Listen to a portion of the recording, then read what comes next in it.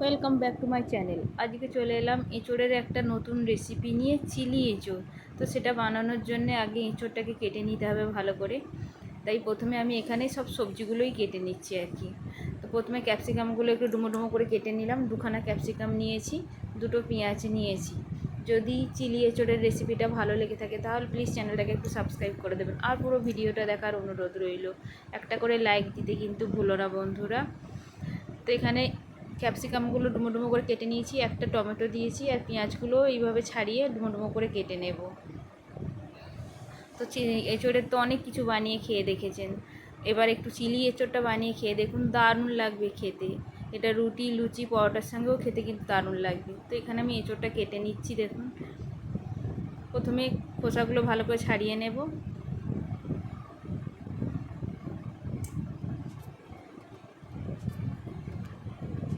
তো খোসাটা ছাড়িয়ে নিয়ে মধ্যিখানে যে একটা লম্বা মতন শক্ত মতন ডাঁটি থাকে ওটাকে ফেলে দেব। দিয়ে এঁচোড়টাকেও ডুমো ডুমো করে এইভাবে কেটে নেব। তো সব এঁচোড়গুলো এইভাবে কেটে নিয়েছি। নিয়ে এঁচোড়টা আগে সেদ্ধ করে নেব।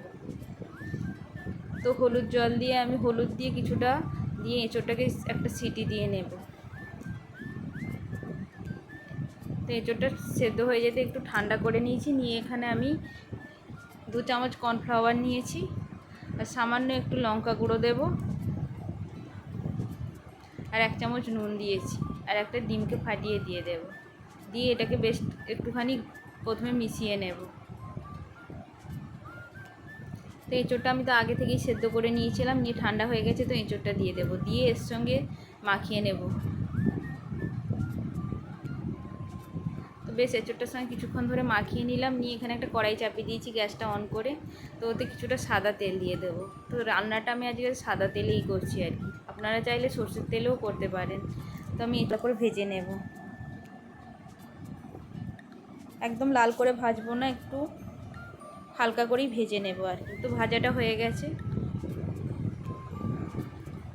তো ওই তেলেতেই আমি একটু রসুন কুচি দিয়ে দিলাম, সামান্য একটু আদা কুচি দিয়ে দিলাম। দিয়ে আমি যে ক্যাপসিকাম, টমেটো আর পেঁয়াজটা কেটে রেখেছিলাম দিয়ে দেব। দিয়ে বেশ নেড়ে চেড়ে কিছুটা সময় ধরে একটু ভেজে নেব। তো ভাজাটা হয়ে যেতে নুন দিয়ে দিলাম সামান্য। নুনটা দিলে কি বলুন তো, পেঁয়াজটা আর ক্যাপসিকামটা আরও ভালোভাবে ভাজা হয়ে যাবে আর কি, জল ছেড়ে। তো ভাজাটা হয়ে যেতে বেশ কিছুটা সময় ধরে আরও নেড়ে চেড়ে ভেজে নিলাম।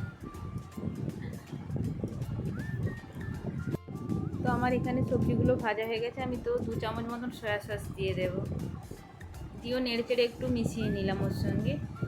দিয়ে আমি আগে থেকেই সসটা আর কি বাটিতে একটু জল দিয়ে গুলে রেখেছিলাম, তো সসটাও দিয়ে দেব। তো আমার যতটা লাগবে পরিমাণ মতন ততটাই দিয়েছি। দিয়ে বেশ নেড়ে চেড়ে সসটার সঙ্গে মিশিয়ে নিয়ে এবার আমি জল দিয়ে দিয়েছি।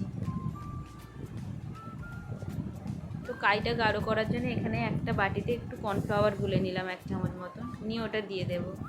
দিয়ে দিলে কি হয় বলুন তো, চিলি চিকেন বলুন বা এই চিলি এঁচোড় বলুন, বেশ কাই কাই মতন হয় আর কি।